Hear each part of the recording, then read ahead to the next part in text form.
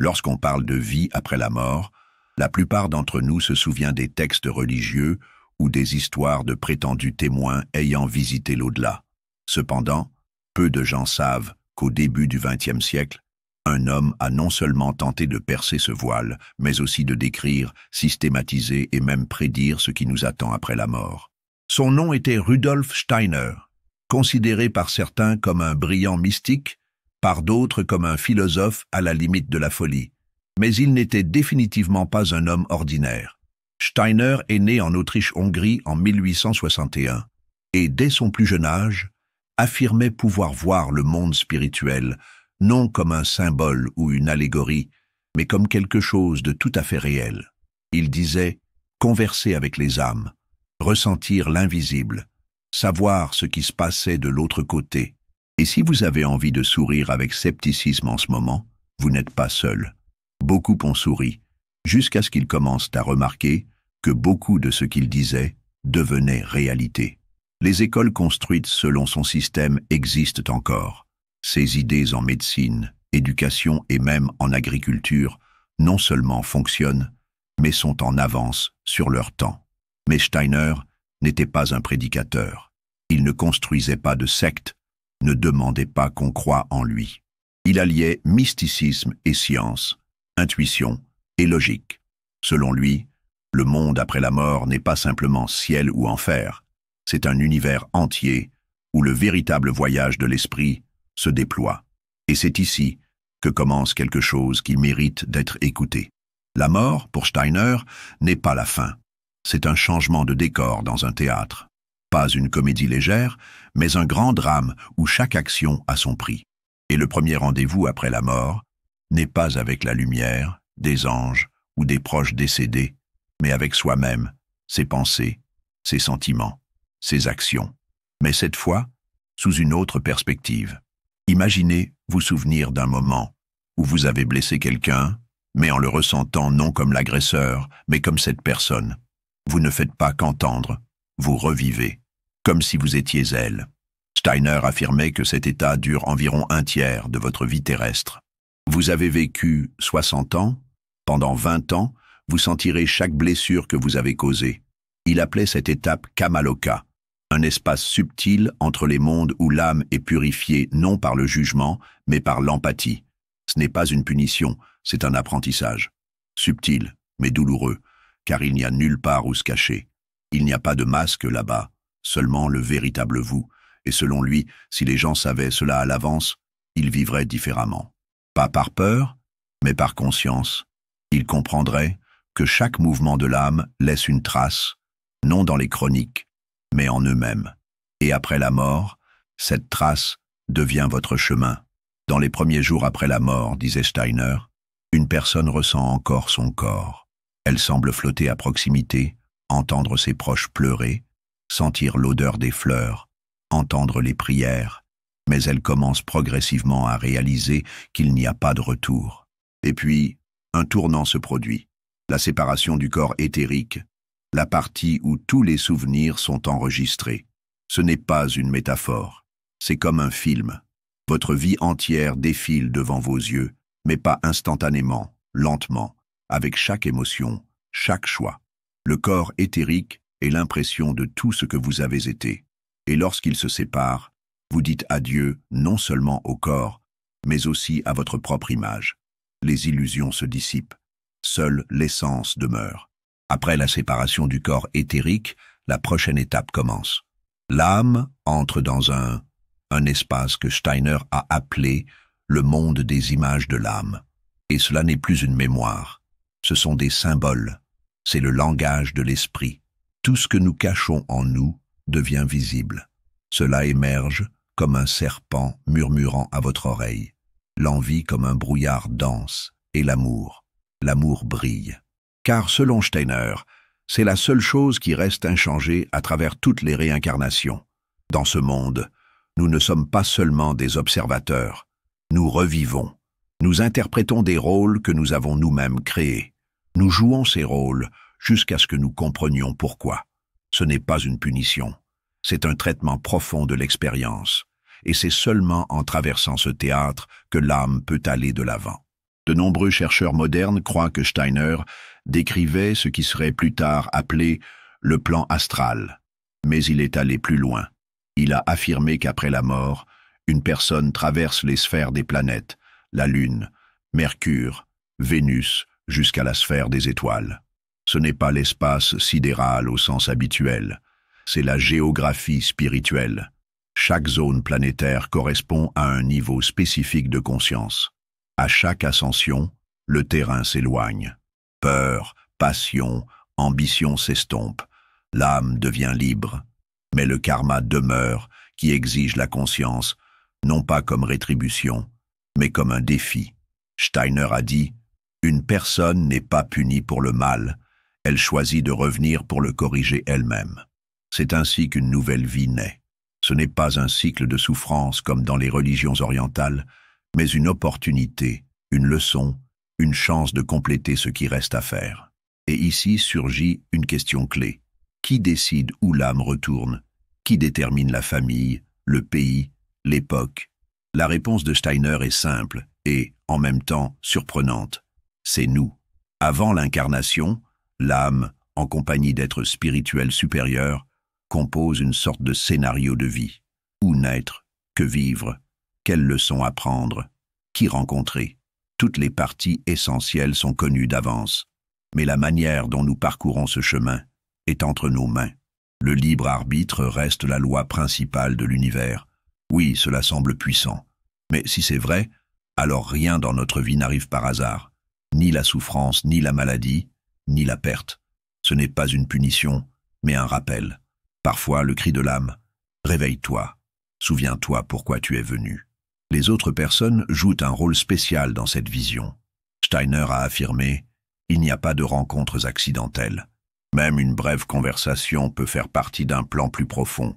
Et les proches, mari, femme, enfants, même les ennemis, tous sont des âmes avec lesquelles nous avons préalablement convenu des rôles.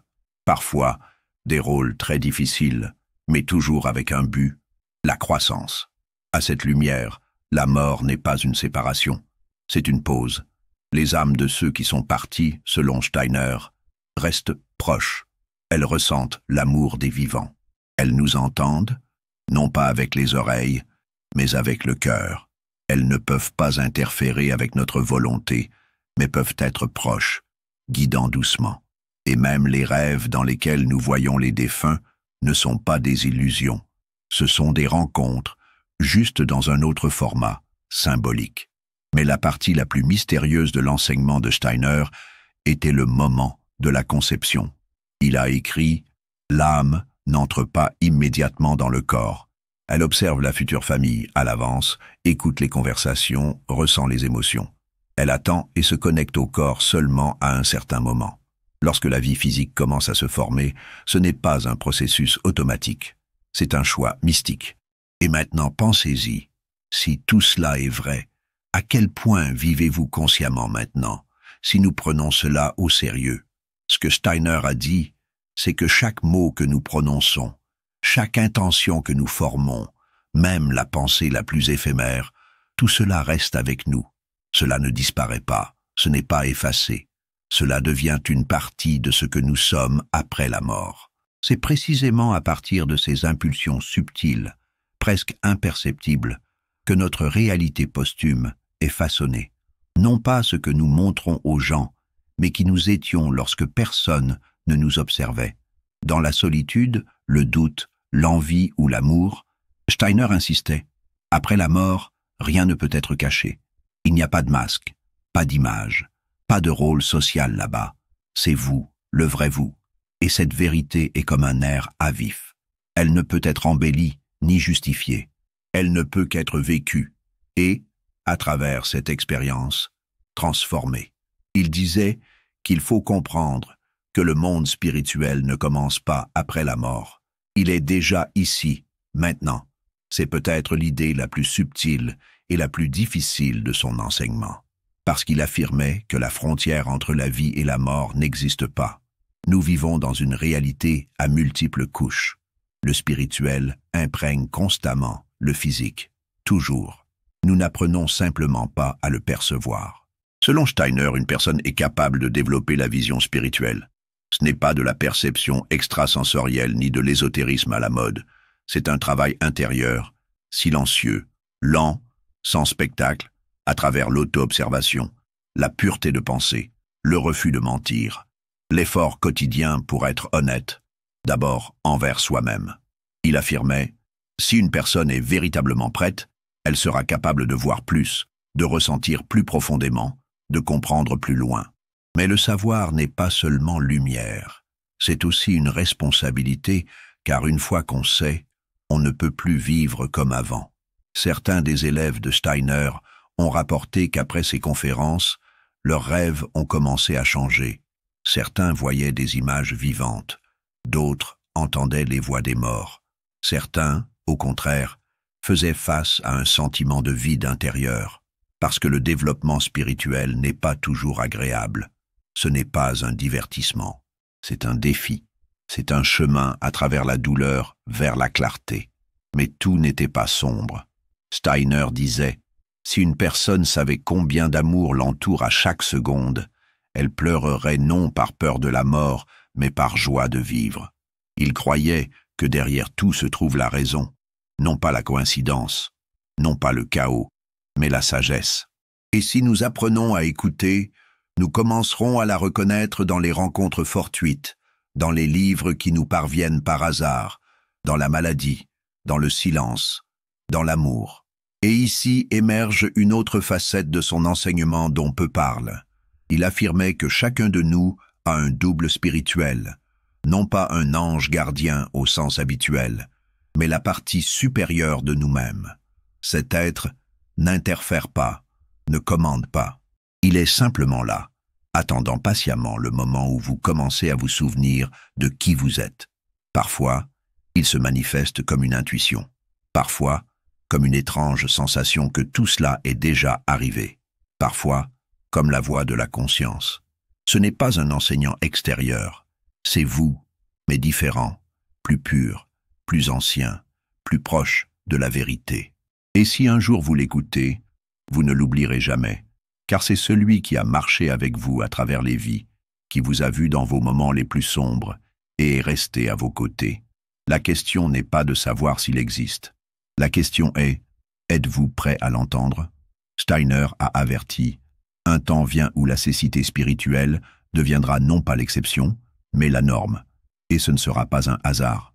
Il affirmait que dans le futur, un être puissant s'incarnerait. Forme humaine, un être appelé Ariane. Ce n'est ni un symbole ni une métaphore.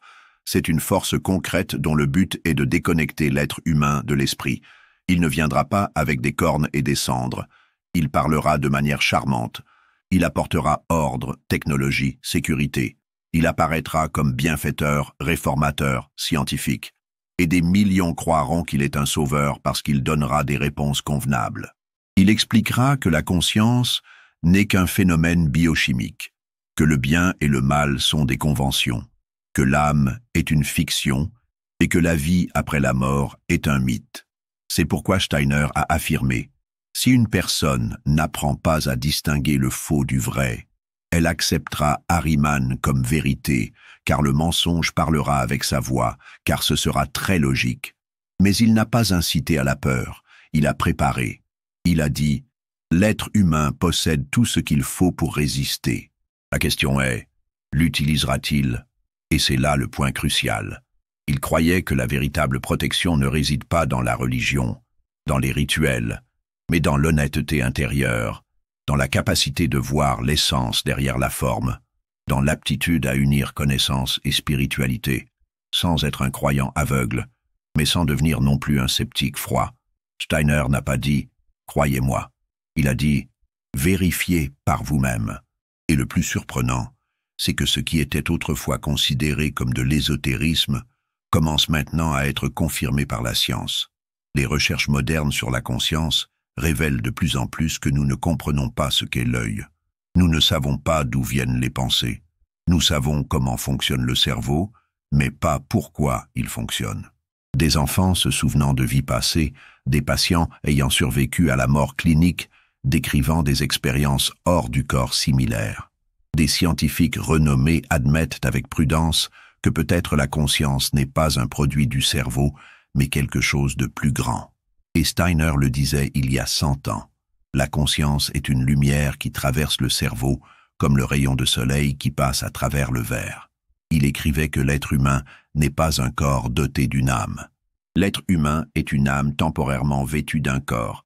Et si cela est vrai, tout change. Alors la mort n'est pas la fin. Alors les erreurs ne sont pas une sentence. Alors chaque rencontre, chaque matin, fait partie de la grande histoire que vous avez vous-même écrite. Et la façon dont vous vivez détermine non seulement votre prochaine vie, mais le destin des autres. Parce que nous sommes reliés par des fils invisibles et aucune mort ne peut les briser. Steiner croyait que l'humanité est au bord d'un éveil. Nous avons vécu des milliers d'années endormis, et maintenant est venu le moment de se souvenir non seulement de qui vous étiez, mais pourquoi vous êtes venu. Il n'a pas promis un chemin facile.